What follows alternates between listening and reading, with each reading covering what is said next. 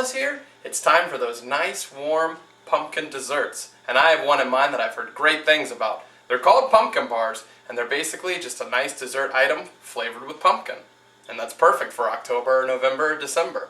So, if you want to make these, you need to start by setting out 4 eggs, a stick of butter, and 3 ounces of cream cheese. Let them warm up to room temperature.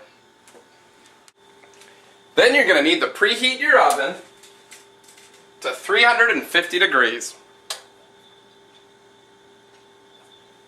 Now in a mixing bowl, hopefully you have an electric mixer, they always make things easier. We need to crack our 4 eggs that have warmed up to room temperature. And 1 hard crack will do it.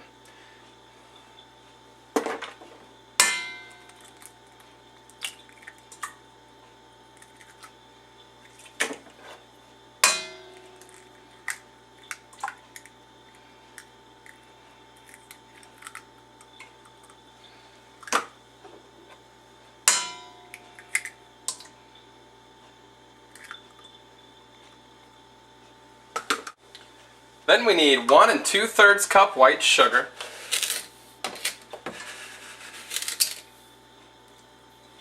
So there's 1 cup.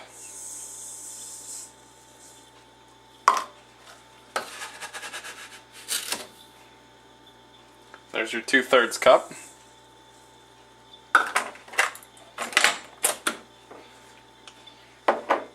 Then you need a cup of vegetable oil. And then 15 ounces of pumpkin puree, which is a can of pumpkin puree. Most cans are 15 ounces. If not, find one that's 15 ounces.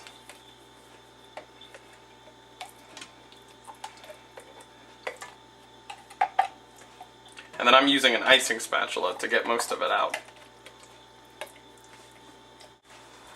Now we need to mix these together until it's light and fluffy.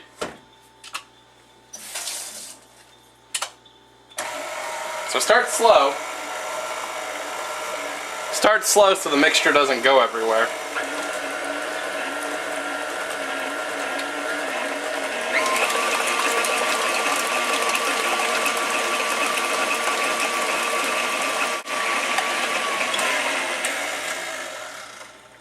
And I would say that's pretty light and fluffy. I mean, it's such a liquid, it's so much liquid at this point, it's not going to get that fluffy.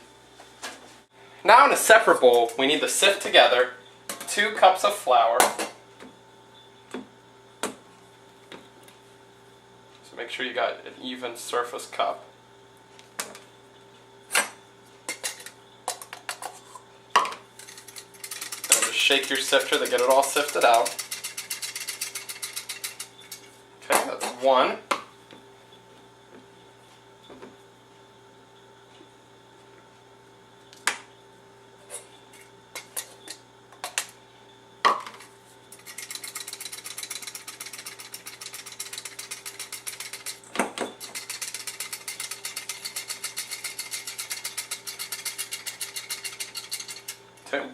And now we need 2 teaspoons of baking powder.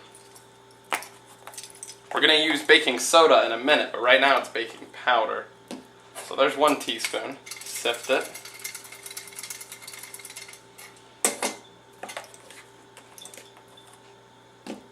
There's the second one.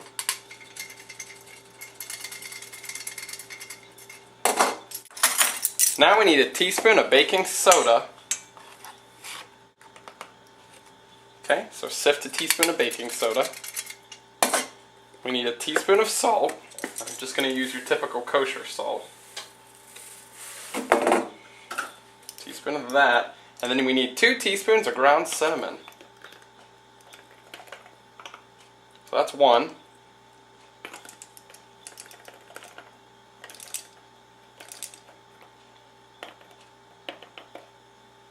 And that's 2. Now we can mix this in with our pumpkin and eggs and oil mixture. Now we need to stir the flour mixture we made into this pumpkin, sugar, oil, and egg mixture. So turn it on a slow speed and just mix it in a little at a time.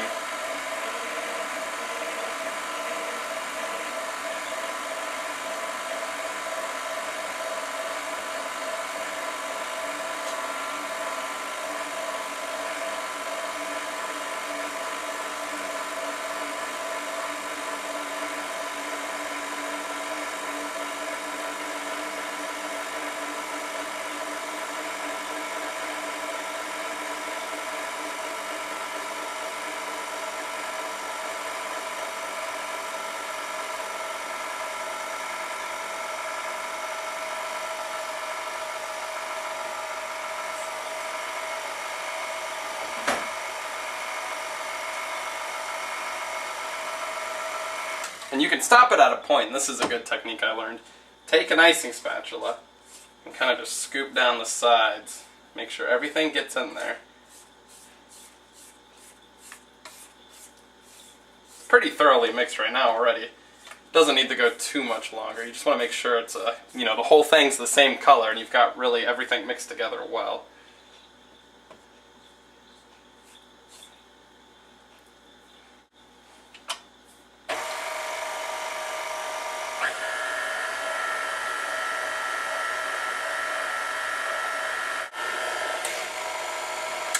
I would say at this point, everything is thoroughly mixed. Now at this point, take an ungreased 10 by 15 inch jelly roll pan.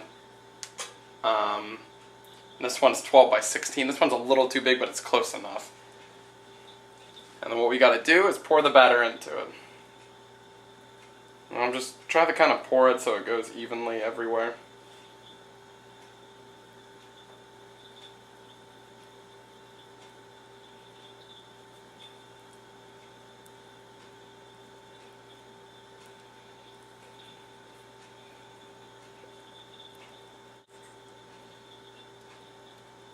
And keep going until you've got the whole thing out. We've got it to this point. I've kind of hit the tray a few times. Let it all kind of... It's a little aggressive, but it helps it all even out that way.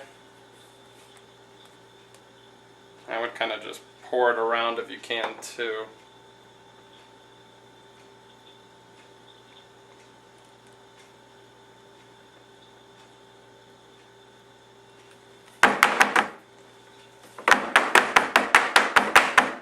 Pretty evened out at this point. I'd let it sit for a minute, make sure you're on a nice even surface. And then we can get it in our oven. Now stick your jelly roll pan into your preheated oven. Center it as much as possible. And bake for 25 to 30 minutes, depending on how it looks and depending on the heat of your oven. So I'm going to look at mine, probably take it out in about 25 minutes. Alright, it's been 25 minutes. And I've smelled the pumpkin bars for a while now, so... yeah, I cooked them a little bit too much, so really check on them around 22, 21 minutes. So get them out, put them in a nice cool area, and let them cool down a little bit. A little dark. Hopefully they still taste alright. But get them out. I would go a little bit lighter than that. And then, once it begins to cool down, you can make your icing. Now that the pumpkin cake, or pumpkin bars have cooled, we can make the icing. So take your 3 ounces of cream cheese that you set out to soften, get it back in your electric mixer, get your ½ cup of butter, which is a whole stick,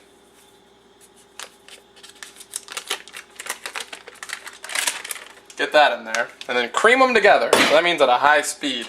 Start slow though at first. Now speed up. Cream them.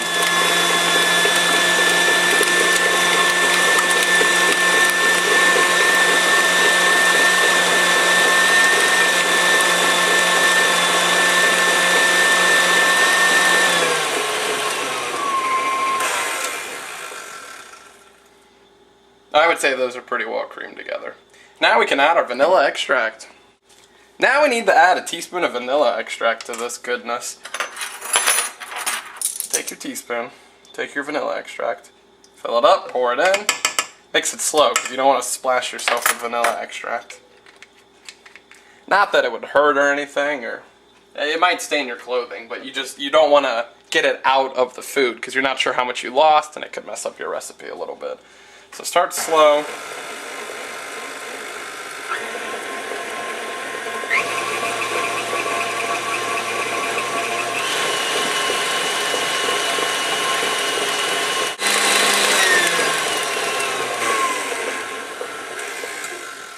Okay, I would say that's mixed in there decently. Now, some confectioner's sugar. So we need 2 cups of it, but it has to be sifted. So first I'm going to pour it in the cup measure.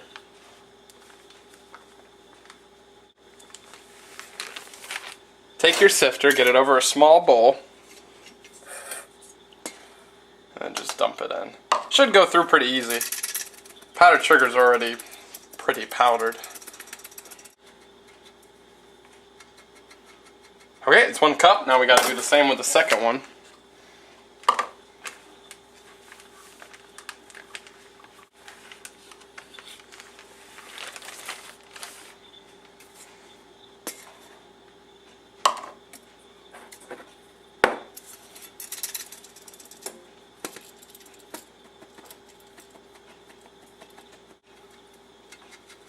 Okay. Now we need to mix this in a little bit at a time. So start on a slow speed and just pour a little bit in. You can go a little faster. Not that fast.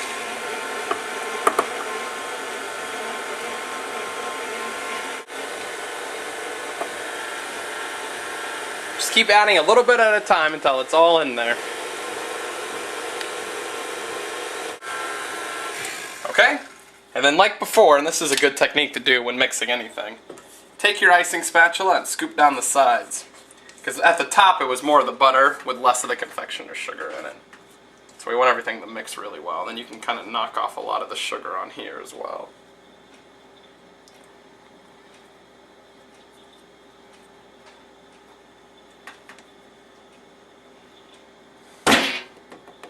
Okay, I'd say a lot of that's mixed in now.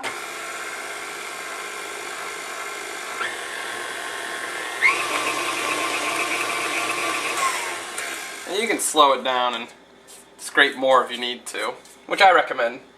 Keep scraping until there's not much powdered sugar left. Looks a lot better when you do it that way. So.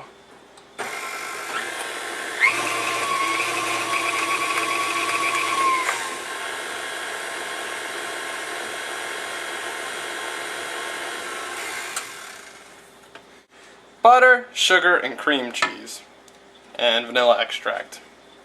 Can't really go wrong with that. It's going to be delicious. So if you look at that, that looks really good. That's a nice, good icing consistency. So let's spread this onto our pumpkin bars and try one. Okay, so here's the cake section of my pumpkin bars. I cut out a little corner to try it because I did mine maybe 2 minutes too long. Luckily, it doesn't taste that burnt, so it'll still be decent. But if you could take yours out a minute or two before this, it'll be that much better. So get some globs of your icing on there. Okay, we got it all on there. Now we need to smooth it out. It's been a while since I've iced anything, so this may get a little sloppy. But just try to go even. Spread it out as even and nicely as you can.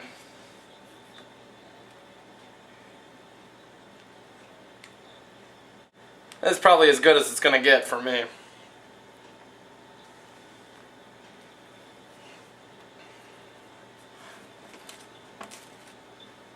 So I would cut it into rectangles after this and serve it up. Or, you know, store it if you don't want it right away. Okay, now that I've got the icing on my pumpkin bars, I'm going to try some. I tried some of the cake earlier and mine was a little burnt, but it still tasted decent. So let's see if it tastes better now that it's cooled down with icing.